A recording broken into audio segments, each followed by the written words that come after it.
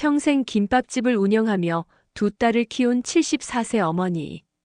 상가 건물까지 마련해 여유로운 노후를 꿈꾸던 그녀에게 찾아온 충격적 배신. 엄마를 위해서라며 건물을 팔고 요양원에 보낸 두 딸들이 재산을 나눠 가지고 연락을 끊어버렸습니다.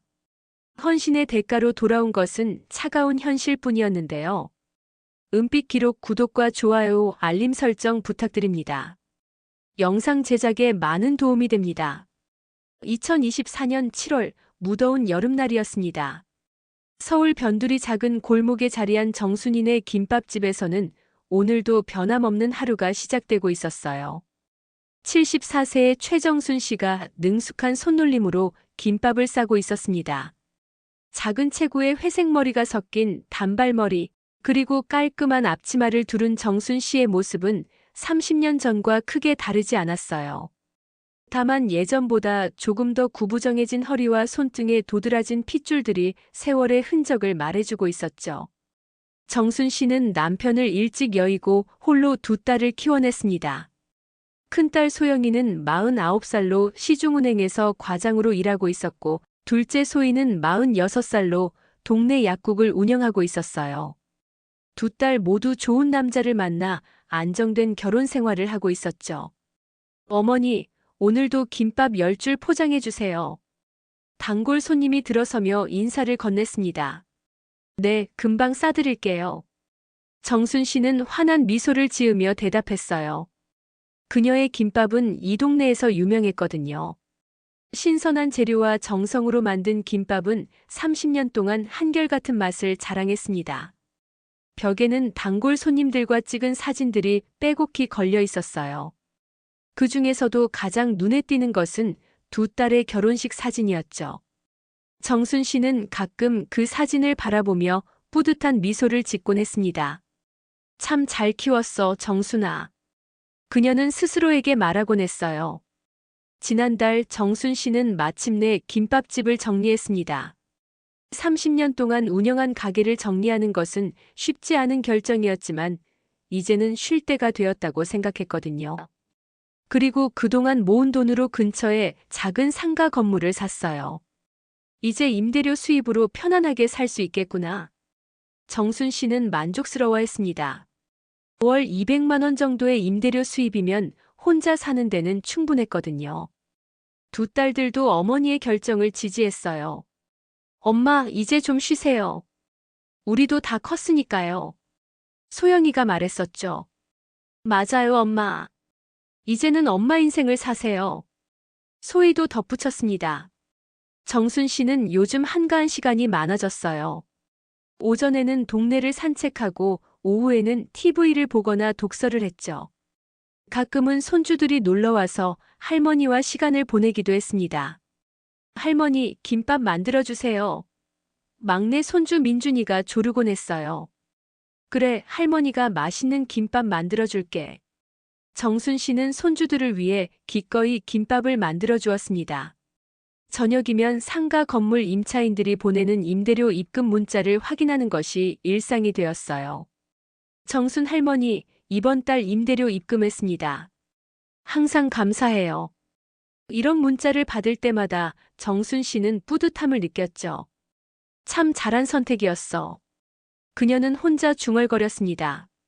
이날도 정순 씨는 평소와 다름없이 저녁을 준비하고 있었어요. 두 딸이 각자 가정을 이루고 나서부터는 혼자 식사하는 것이 익숙해졌죠. 하지만 외롭지는 않았습니다. 가끔 딸들이 안부 전화를 걸어왔고 손주들도 자주 놀러왔거든요. 이만하면 참 행복한 인생이지. 정순 씨는 창밖을 바라보며 만족스러운 미소를 지었습니다. 여름 저녁의 노을이 아름답게 물들고 있었어요. 그녀는 자신이 일궈낸 삶에 대해 자부심을 느꼈습니다. 남편 없이 두 딸을 훌륭하게 키워냈고 이제는 안정된 노후까지 준비했으니까요. 앞으로의 삶도 평온하고 행복할 것만 같았습니다. 하지만 정순 씨는 아직 몰랐어요. 바로 내일 그녀의 평범하고 행복한 일상이 완전히 뒤바뀔 거라는 사실을 말이에요. 다음 날 아침 정순 씨는 평소보다 일찍 잠에서 깼습니다.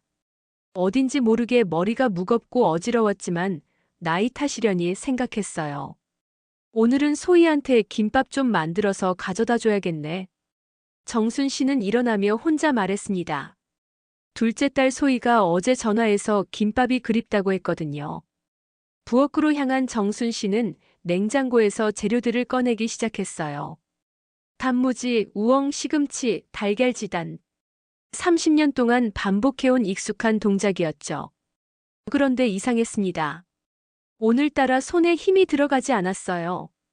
칼질을 하다가도 손이 떨리고 달걀을 젓가락으로 저으려고 해도 마음대로 되지 않았죠. 이상하네. 왜 이럴까? 정순 씨는 고개를 저었습니다. 김을 펼치고 밥을 올리는 순간이었어요. 갑자기 세상이 빙글빙글 돌기 시작했습니다. 정순 씨는 균형을 잃고 비틀거렸죠. 어? 정순 씨의 입에서 이상한 소리가 나왔어요. 말을 하려고 해도 혀가 꼬여서 제대로 발음이 되지 않았습니다. 오른쪽 팔에 갑자기 힘이 빠지면서 손에 들고 있던 주걱이 바닥에 떨어졌어요. 쿵! 정순 씨가 부엌 바닥에 쓰러졌습니다. 의식은 있었지만 몸을 움직일 수가 없었어요. 입에서는 침이 흘러나왔고 말을 하려고 해도 하는 소리만 날 뿐이었죠.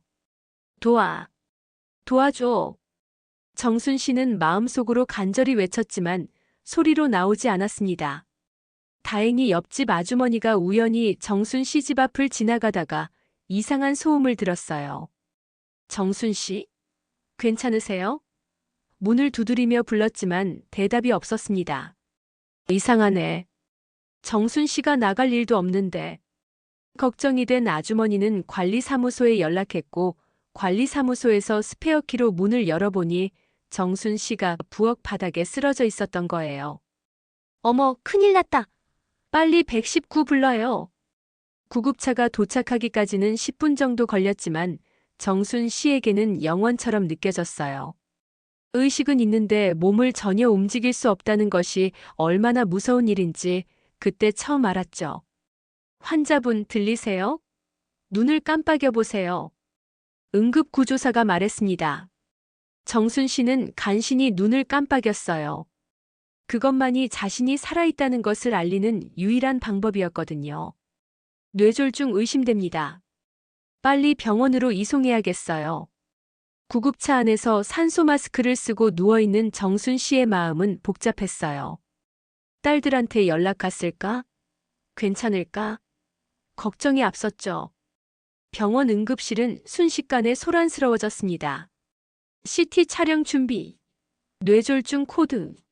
의료진들이 바쁘게 움직이는 가운데 정순 씨는 천장만 바라볼 수밖에 없었어요. 무서웠습니다.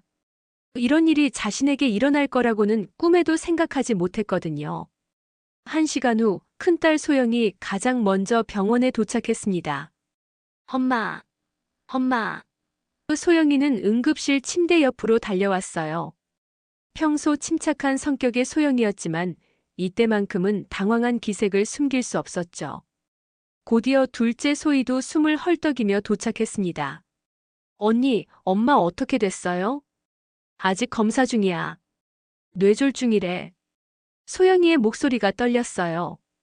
두 딸은 어머니의 손을 잡고 눈물을 흘렸습니다. 정순 씨는 딸들의 손길을 느낄 수 있었지만 아무 말도 할 수 없어서 답답했어요. 드디어 담당 의사가 나타났습니다. 보호자분들이시죠? 네, 딸들입니다.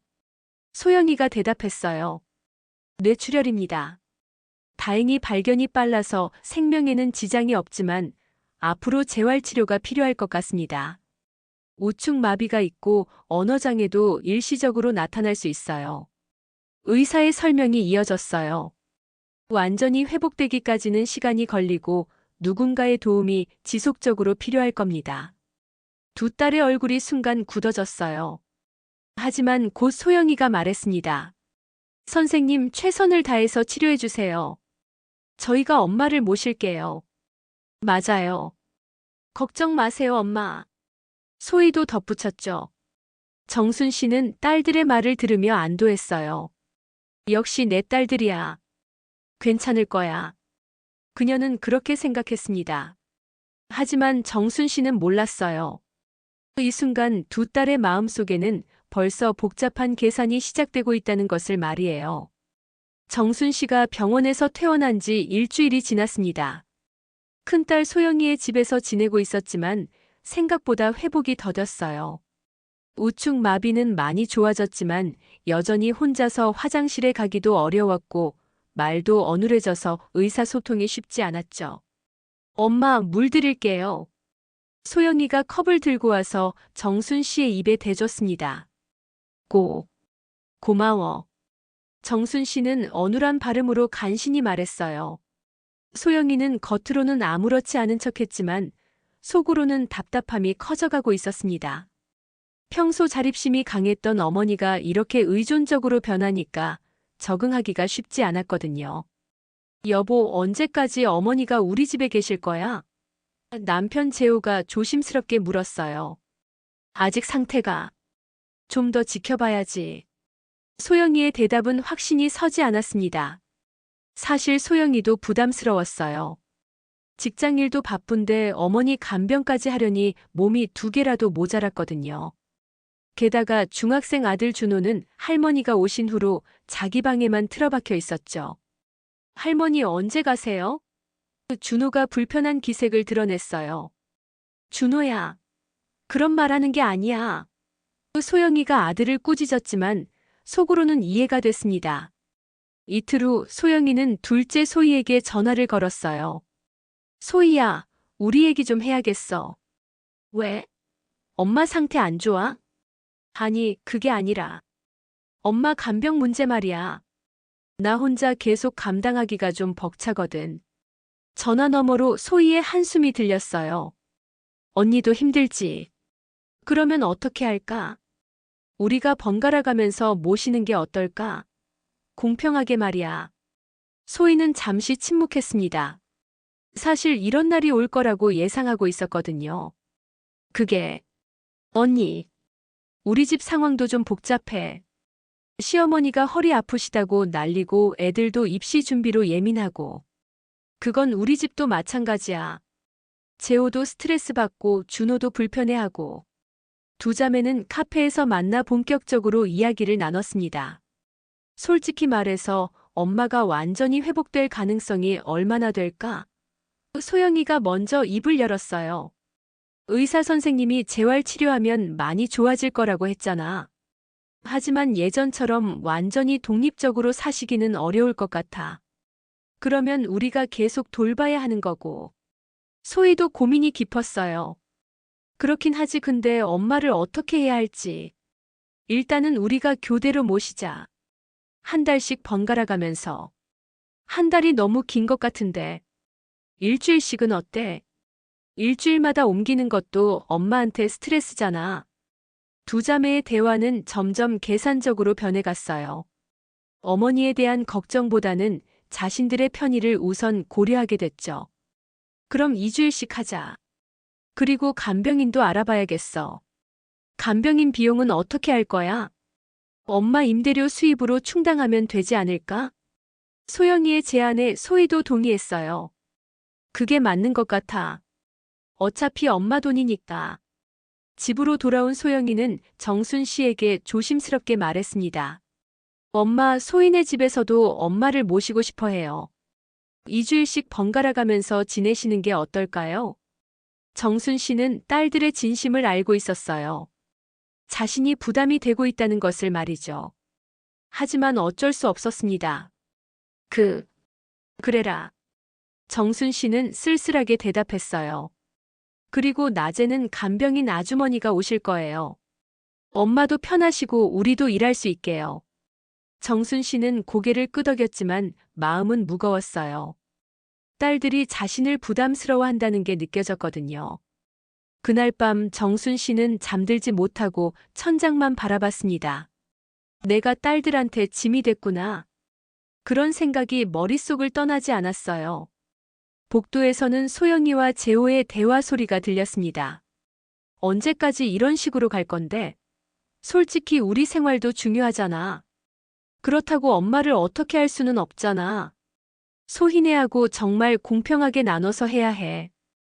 우리만 손해볼 이유는 없어. 정순 씨는 그 말을 들으며 가슴이 답답해졌어요. 평생 딸들만 바라보고 살아왔는데 이제는 자신이 짐이 되어버린 현실이 받아들이기 어려웠습니다. 며칠 후 정순 씨는 소희의 집으로 이사를 가야 했어요. 작은 가방 하나에 옷가지를 챙기는 자신의 모습이 초라하게 느껴졌죠. 이제 시작일 뿐이었습니다. 두 딸 사이를 오가며 살아야 하는 기나긴 여정의 첫 번째 걸음이었으니까요. 소희의 집에서 지낸 지 일주일이 지났을 때였습니다. 정순 씨는 이미 눈치를 보며 지내고 있었어요. 어머니, 죄송한데 오늘 저녁에 학부모 모임이 있어서 좀 늦을 것 같아요. 소희가 조심스럽게 말했습니다. 괜찮다. 정순 씨는 어눌한 발음으로 대답했어요. 하지만 괜찮지 않았습니다. 간병인 아주머니는 오후 6시에 퇴근하는데 소희가 늦으면 정순 씨는 혼자 있어야 했거든요.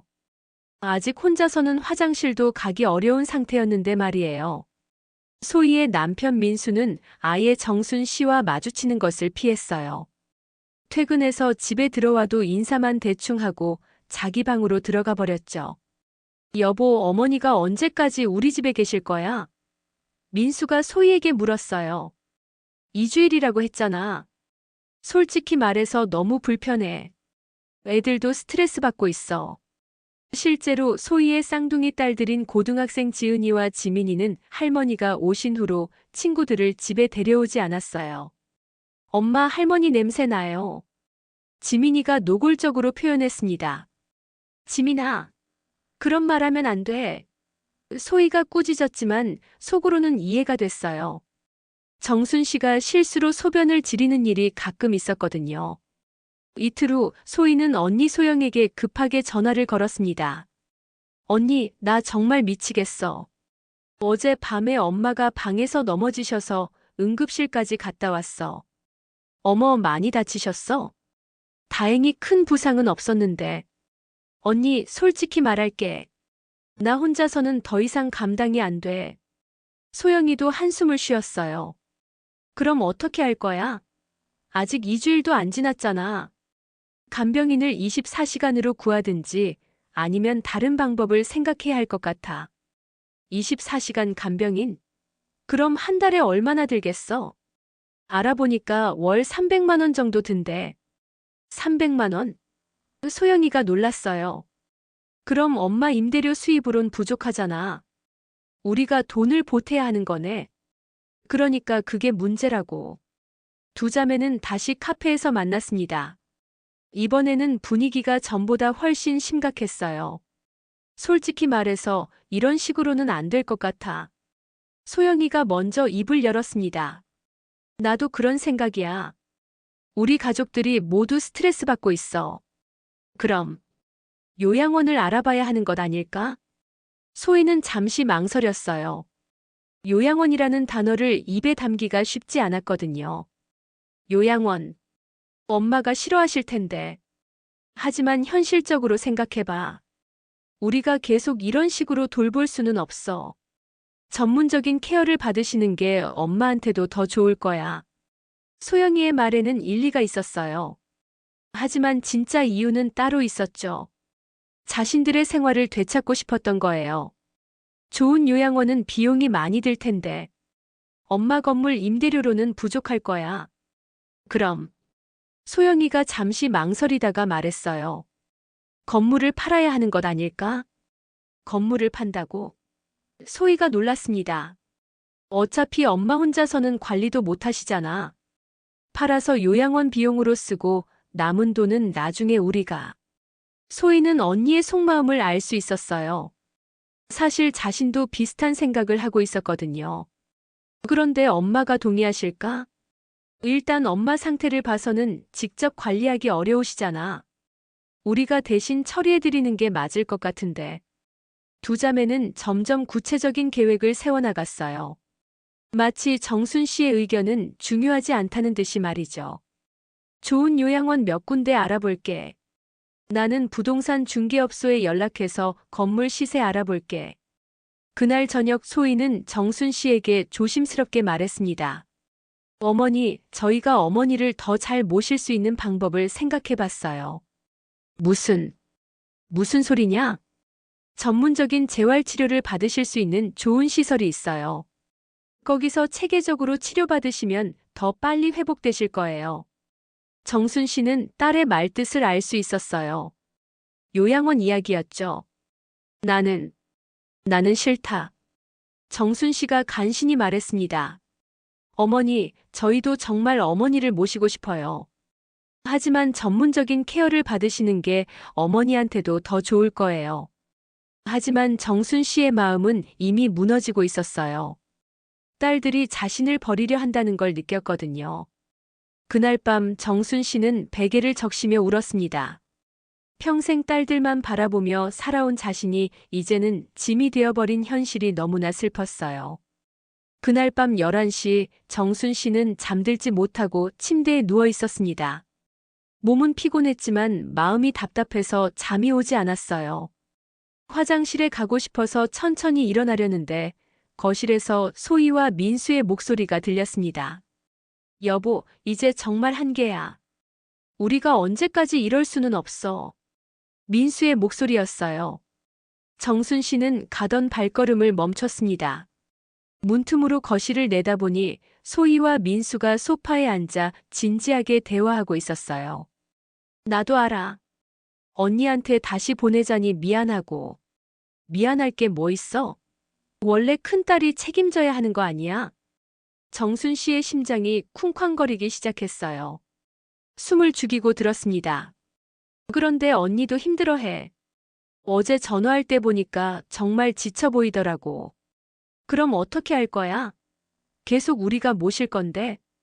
소희가 한숨을 크게 쉬었어요. 언니랑 상의해서 요양원을 알아보려고 해. 요양원? 민수의 목소리가 밝아졌습니다. 그게 최선이지. 전문적인 케어도 받으시고 우리도 편해지고. 하지만 비용이 문제야. 좋은 곳은 한 달에 500만 원도 넘는다고 하던데. 어머니 임대료 수입으로는 부족하네. 그럼 어떻게 하지? 정순 씨는 가슴이 내려앉는 것을 느꼈어요. 딸들이 자신을 요양원에 보내려고 계획하고 있었던 거예요. 언니가 건물을 파는 것도 생각해 보자고 했어. 건물을 판다고? 민수가 놀라며 물었어요. 어차피 어머니 상태로는 직접 관리하기 어려우시잖아. 팔아서 요양원 비용으로 쓰고. 그럼 남은 돈은? 그건 나중에 우리가. 소희의 목소리가 작아졌어요. 정순 씨는 온몸이 떨렸습니다. 자신이 평생 모은 재산을 딸들이 처분하려고 한다는 게 믿어지지 않았어요. 좋은 생각이야. 솔직히 어머니도 전문적인 케어를 받으시는 게 좋을 거야. 맞아. 우리는 전문가가 아니잖아. 실수라도 생기면 큰일이고. 두 사람은 마치 자신들이 정순 씨를 위해서 하는 일인 것처럼 포장하고 있었어요. 하지만 정순 씨는 알 수 있었습니다. 자신이 짐이 되어서 처리하려는 거라는 걸 말이에요. 내일 언니한테 연락해서 구체적으로 의논해봐. 응. 빨리 결정하는 게 좋겠어. 이런 상황이 길어질수록 모두한테 안 좋아. 정순 씨는 조용히 침실로 돌아갔어요. 화장실도 가지 못한 채로 말이죠. 침대에 누워서 눈물이 쏟아졌습니다. 내가 이렇게 될 줄 알았다면. 정순 씨는 후회스러웠어요. 건물을 사지 말고 딸들에게 미리 나눠줄 걸 하는 생각이 들었죠. 다음 날 오후 소영이가 소희의 집을 찾아왔습니다. 정순 씨는 거실 소파에 앉아 TV를 보고 있었지만 사실은 딸들의 대화에 귀를 기울이고 있었어요. 엄마, 저희가 잠깐 얘기할 게 있어서요. 방에서 좀 쉬세요. 소영이가 말했습니다. 하지만 정순 씨는 움직이지 않았어요. 여기서 듣겠다. 두 딸은 서로 눈빛을 주고받았습니다. 결국 소영이가 입을 열었어요. 엄마, 저희가 어머니를 위해서 더 좋은 방법을 찾았어요. 무슨 얘기냐? 전문적인 재활치료를 받으실 수 있는 시설이 있어요. 의사 선생님들도 상주하시고 물리치료사분들도 계시고.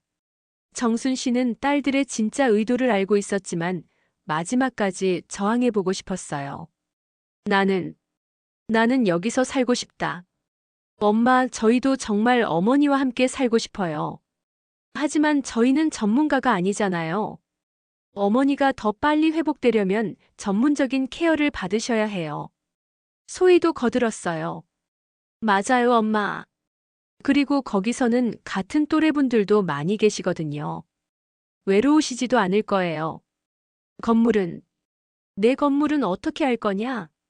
소영이와 소희가 또 눈빛을 교환했습니다. 드디어 본론이 나온 거예요. 엄마, 솔직히 말씀드릴게요. 소영이가 심호흡을 하고 말했습니다. 어머니 상태로는 건물 관리가 어려우실 것 같아요. 임차인들과 연락하고 수리 문제 처리하고 그런 일들을 하시기 힘드시잖아요. 그래서 어떻게 하겠다는 거냐? 팔아서 요양원 비용으로 쓰는 게 어떨까요? 어차피 좋은 시설은 비용이 많이 들거든요. 정순 씨의 눈에서 눈물이 흘러내렸어요. 너희들이 내 재산을 노리고 있었구나. 엄마, 그런 게 아니에요. 소희가 급하게 말했습니다. 정말 어머니를 위해서 하는 얘기예요. 그럼 나중에 남은 돈은 어떻게 할 거냐? 두 딸은 대답하지 못했어요. 그 침묵이 모든 걸 말해주고 있었죠. 정순 씨는 비로소 깨달았습니다. 딸들이 자신을 사랑해서가 아니라 재산 때문에 요양원에 보내려고 한다는 걸 말이에요. 싫다. 나는 절대 싫다. 정순 씨가 떨리는 목소리로 말했습니다. 하지만 딸들의 마음은 이미 정해져 있었어요. 이제 정순 씨의 동의는 중요하지 않았습니다. 정순 씨가 요양원 입소를 거부한 지 사흘이 지났습니다. 하지만 두 딸의 계획은 이미 구체적으로 진행되고 있었어요. 언니, 부동산 중개업소에서 연락 왔어. 건물 시세가 15억 정도 된다고 하네. 소희가 전화로 말했습니다. 그럼 요양원 비용 충분히 감당할 수 있겠네. 나는 좋은 요양원 몇 군데 알아봤어. 견학도 다녀왔고. 두 딸은 정순 씨 몰래 모든 준비를 마쳐가고 있었어요. 건물 매매 계약 서류도 준비하고 요양원 입소 서류도 작성했죠. 그런데 엄마가 계속 반대하시는데 어떻게 하지? 어머니 상태로는 정상적인 판단이 어려우시잖아. 우리가 법정 대리인으로 처리할 수 있어. 소영이는 이미 변호사와 상담까지 받아본 상태였어요. 정순 씨의 뇌출혈 진단서를 근거로 판단 능력 부족을 주장할 수 있다는 조언을 받았거든요. 그럼 언제 진행할까? 다음 주가 좋을 것 같아. 요양원에서도 다음 주부터 입소 가능하다고 했어. 이날 저녁 정순 씨는 또다시 딸들의 대화를 엿들었습니다. 이번에는 더욱 충격적인 내용이었어요. 계약서는 내가 가져왔어. 어머니 도장도 준비했고. 소영이의 목소리였습니다. 정말로 하는 거야? 소희의 목소리가 떨렸어요. 이제 와서 망설일 시간 없어. 우리도 우리 생활이 있잖아. 정순 씨는 가슴이 철렁 내려앉았어요. 딸들이 자신 몰래 모든 걸 준비해놨다는 게 믿어지지 않았습니다. 엄마한테 어떻게 말씀드릴까? 당일에 말씀드리는 게 좋을 것 같아. 미리 말씀드리면 더 반대하실 거야. 그럼 속이고 데려가는 거네. 속이는 게 아니라 어머니를 위해서 하는 거야. 나중에는 이해하실 거야. 정순 씨는 온몸이 떨렸어요. 딸들이 자신을 완전히 배신하려 한다는 걸 깨달았거든요. 다음 날 아침 정순 씨는 소희에게 간절히 말했습니다. 소희야, 엄마 말 좀 들어다오. 왜 엄마? 어디 아프세요? 나는 정말 요양원에 가기 싫다. 여기서 너희들과 살고 싶어. 소희는 잠시 죄책감을 느꼈지만 이내 마음을 굳혔어요. 엄마, 저희도 어머니와 함께 살고 싶어요. 하지만 어머니 건강을 위해서는 전문적인 케어를 받으시는 게 좋아요. 제발 나를 버리지 말아다오. 정순 씨의 간절한 눈물을 보며 소희는 고개를 돌렸어요. 차마 어머니의 눈을 마주 볼 수가 없었거든요. 월요일 아침 드디어 그날이 왔습니다. 소영이가 일찍부터 소희의 집에 와서 정순 씨를 깨웠어요. 엄마 일어나세요. 오늘 병원에 가야 해요. 병원? 무슨 병원? 정기검진이요. 의사 선생님이 한 달에 한 번씩 오라고 하셨잖아요. 정순 씨는 의심스러웠지만 혹시 정말 병원에 가는 건가 싶어서 따라 나섰어요. 차 안에서 정순 씨는 이상함을 느꼈습니다. 평소 다니던 병원과는 다른 방향으로 가고 있었거든요. 어디 가는 거냐? 새로운 병원이에요. 재활치료를 더 잘하는 곳이래요. 하지만 도착한 곳은 병원이 아니었습니다. 실버타운이라는 간판이 걸린 요양원이었어요. 여기가 어디냐? 정순 씨의 목소리가 떨렸습니다. 엄마. 소영이가 조심스럽게 말했어요. 여기서 당분간 지내시면서 재활치료 받으세요. 안 돼. 나는 집에 갈 거야. 정순 씨가 소리쳤지만 몸이 불편해서 혼자서는 어떻게 할 수가 없었어요. 요양원 직원들이 나와서 정순 씨를 휠체어에 태웠습니다. 어르신 걱정하지 마세요. 여기서 잘 지내실 수 있을 거예요. 싫어. 나는 딸들과 함께 살고 싶어. 정순 씨가 울면서 소리쳤지만 아무도 들어주지 않았어요. 엄마, 저희가 자주 면회 올게요. 여기서 건강 회복하시고. 소희가 눈물을 흘리며 말했지만 그 눈물이 진심인지 의심스러웠어요. 며칠만 적응해 보세요. 금방 편해지실 거예요. 소영이도 어머니의 손을 잡고 말했지만 그 손길에는 따뜻함이 없었어요. 정순 씨를 요양원 방에 두고 두 딸은 서둘러 나왔습니다. 뒤에서 정순 씨의 울음소리가 들렸지만 그들은 뒤돌아보지 않았어요. 이제 됐어. 건물 매매 계약은 내일 진행하자. 응. 이게 엄마를 위해서도 좋은 일이야. 두 딸은 자신들을 위로하며 헤어졌어요. 하지만 정순 씨는 요양원 침대에서 하염없이 울고 있었습니다. 평생 믿었던 딸들에게 버림받은 현실이 받아들여지지 않았어요. 그리고 이것은 시작일 뿐이라는 것을 정순 씨는 아직 몰랐습니다. 요양원에 온 지 일주일이 지났습니다. 정순 씨는 아직도 이 모든 상황이 꿈인 것만 같았어요. 어르신, 아침 식사 시간이에요. 간병사가 휠체어를 밀고 들어왔습니다. 나는 안 먹겠다. 정순 씨는 고개를 돌렸어요. 딸들에 대한 배신감 때문에 음식이 넘어가지 않았거든요. 이러시면 안 돼요. 건강하셔야 따님들이 데리러 오시죠. 하지만 정순 씨는 알고 있었어요. 딸들이 다시 데리러 올 리 없다는 걸 말이에요. 식당에서 다른 어르신들과 함께 식사를 하는데 옆자리에 앉은 박 할머니가 말을 걸어왔어요. 새로 오신 분이시네요. 저는 박순자예요. 최정순입니다. 정순 씨는 힘없이 대답했어요. 많이 우울해 보이시네요. 처음엔 다들 그래요. 저도 그랬거든요. 박 할머니의 따뜻한 말에 정순 씨는 조금 마음이 열렸어요. 언제 오셨어요? 올해로 3년째예요. 처음엔 아들이 한 달만 있다가 데리러 온다고 했는데 박 할머니가 쓴웃음을 지었어요. 정순 씨는 가슴이 서늘해졌습니다. 혹시 자신도 그런 신세가 될까 봐서요. 자식들이 면회는 와요? 처음 몇 달은 왔어요. 그런데 점점 뜸해지더니 이제는 명절에나 한 번씩. 정순 씨는 더 이상 듣기 어려웠어요. 자신의 미래를 보는 것 같았거든요.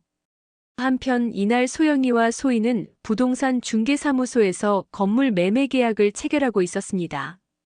계약금은 1억 5천, 잔금은 한 달 후에 받으시면 됩니다. 중개업자가 설명했어요. 어머니 명의로 되어 있는데 문제 없죠?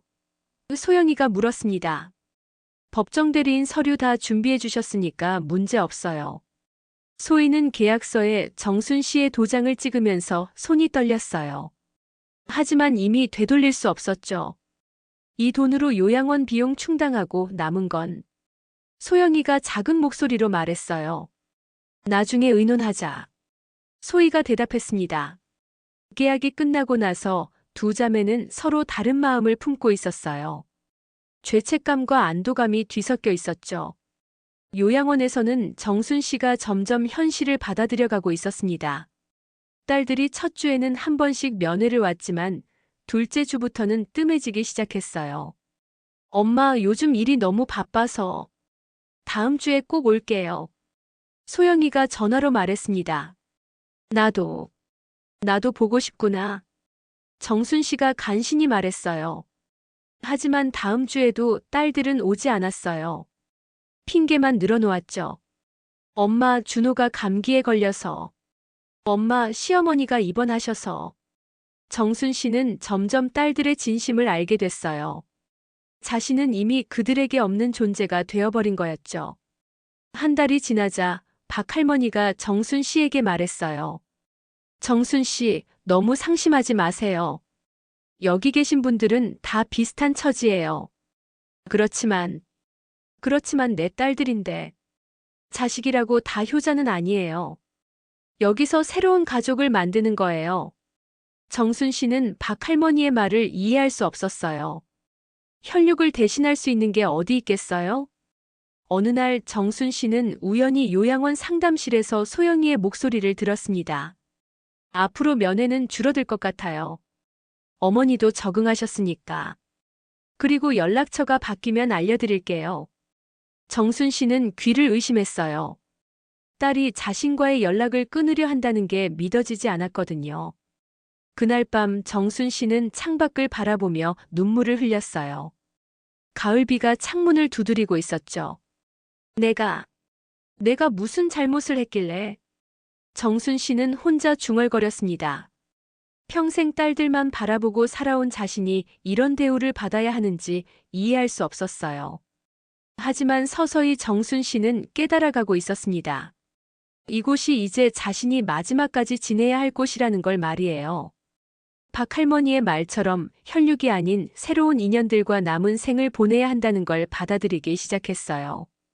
그것은 체념인 동시에 새로운 시작이기도 했습니다. 요양원에 온 지 6개월이 지났습니다. 겨울이 깊어가고 있었어요. 정순 씨는 이제 이곳의 생활에 어느 정도 적응했지만 마음 한편은 여전히 공허했습니다. 정순 씨, 오늘 날씨가 참 좋네요. 정원에 나가서 산책하실래요? 박 할머니가 휠체어를 밀고 다가왔어요. 그래. 그러자. 정순 씨는 힘없이 고개를 끄덕였습니다. 요양원 정원에는 하얀 눈이 소복이 쌓여 있었어요. 벤치에 앉은 정순 씨는 멀리 보이는 아파트들을 바라보았습니다. 저 어딘가에서 딸들이 살고 있겠지만 이제는 자신과는 상관없는 세상처럼 느껴졌어요. 요즘 연락 오는 분 있어요? 박 할머니가 조심스럽게 물었습니다. 아니, 이제는 없어. 정순 씨의 목소리에는 더 이상 원망이 없었어요. 그저 담담할 뿐이었죠. 실제로 딸들의 연락은 석 달 전부터 완전히 끊어졌습니다. 처음에는 한 달에 한 번씩 안부 전화라도 왔는데 점점 뜸해지더니 아예 오지 않게 됐어요. 소영이와 소희는 어머니의 건물을 팔아서 각자 7억 5천만 원씩 나눠 가졌습니다. 요양원 비용은 처음 몇 달만 내고 나중에는 기초생활수급자 신청을 해서 국가에서 지원받도록 조치했어요. 그들에게는 더 이상 부담이 되지 않는 완벽한 계획이었죠. 엄마 요양원비는 국가에서 지원해준다니까 걱정하지 마. 소영이가 마지막으로 온 날 그렇게 말했었어요. 우리도 각자 생활이 있으니까. 엄마도 이해해 주시죠? 소희도 덧붙였습니다. 그날 이후로 정순 씨는 딸들을 다시 보지 못했어요. 정순 씨는 참 대단해요. 저라면 진작 미쳐버렸을 거예요. 같은 방을 쓰는 김할머니가 말했습니다. 이제는 체념했어요. 정순 씨가 창밖을 바라보며 말했어요. 하지만 완전한 체념은 아니었습니다. 정순 씨는 요양원에서 새로운 인연들을 만나게 됐거든요. 정순 이모, 오늘 제가 만든 미역국 드셔보세요. 젊은 간병사 미영이가 따뜻한 미역국을 가져왔어요. 고마워요. 정순 씨는 진심으로 고마웠습니다. 혈육은 아니지만 이렇게 따뜻하게 대해주는 사람이 있다는 게 위로가 됐어요. 박 할머니와도 가족 같은 사이가 됐습니다. 서로의 아픈 상처를 어루만져주는 진정한 친구였죠. 우리는 혈육보다 더 끈끈한 사이네요. 박 할머니가 웃으며 말했어요. 맞아요. 진짜 가족은 따로 있는 것 같아요. 정순 씨도 미소를 지었습니다. 어느 날 오후 정순 씨는 요양원 창가에서 박 할머니와 함께 차를 마시고 있었어요. 겨울 햇살이 따뜻하게 내려쬐고 있었죠. 정순 씨, 후회되세요? 딸들을 그렇게 키운 게. 박 할머니가 물었습니다. 정순 씨는 한참을 생각하다가 대답했어요.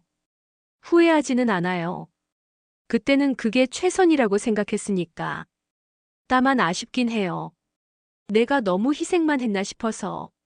그래도 정순 씨는 훌륭한 어머니였어요. 자식들이 몰라주는 거지. 정순 씨는 고개를 끄덕였어요. 이제는 자신을 탓하지 않기로 했거든요. 창밖으로는 새로운 눈이 내리기 시작했습니다. 정순 씨는 그 눈을 바라보며 생각했어요. 자신의 인생이 이렇게 끝나는 것도 나쁘지 않다고 말이에요. 혈육의 정은 끊어졌지만 대신 진정한 가족의 의미를 알게 됐으니까요. 사랑은 피가 아니라 마음으로 하는 거라는 걸 깨달았습니다. 미영아, 고마워. 정순 씨는 간병사 미영이의 손을 잡고 말했어요. 이모, 저야말로 이모 덕분에 많이 배워요. 진짜 어머니 같으세요. 정순 씨는 처음으로 진심으로 웃었어요. 딸들에게 버림받았지만 이곳에서 새로운 가족을 만났으니까요. 저녁이 되자 정순 씨는 일기를 썼습니다. 요양원에 온 후로 시작한 새로운 습관이었어요. 오늘도 평안한 하루였다. 박 할머니와 차를 마시고 미영이가 만든 미역국을 먹었다. 딸들 생각은 이제 별로 나지 않는다. 여기가 내 마지막 집인 것 같다. 그래도 괜찮다. 진짜 가족들과 함께 있으니까. 정순 씨는 펜을 놓고 창밖을 바라봤습니다. 하얀 눈이 계속 내리고 있었어요. 새하얀 눈처럼 자신의 마음도 이제는 평온해졌습니다. 평생 딸들만 바라보며 살았지만 이제는 자신을 위해 살아보려고 해요. 남은 시간이 얼마나 될지 모르지만 후회 없이 살아가려고 합니다. 그것이 최정순 씨가 찾은 마지막 평안이었습니다. 오늘의 사연 재미있게 들으셨나요? 만약 이런 상황이 여러분이었다면 어떻게 하셨을까요? 정순 씨처럼 체념하고 새로운 가족을 받아들이셨을까요? 아니면 끝까지 딸들을 기다리셨을까요? 댓글로 여러분의 생각을 들려주세요. 내일은 더 재미있는 은빛 기록으로 찾아뵙겠습니다. 잊지 말고 구독과 좋아요, 알림 설정 부탁드립니다. 영상 제작에 많은 도움이 됩니다.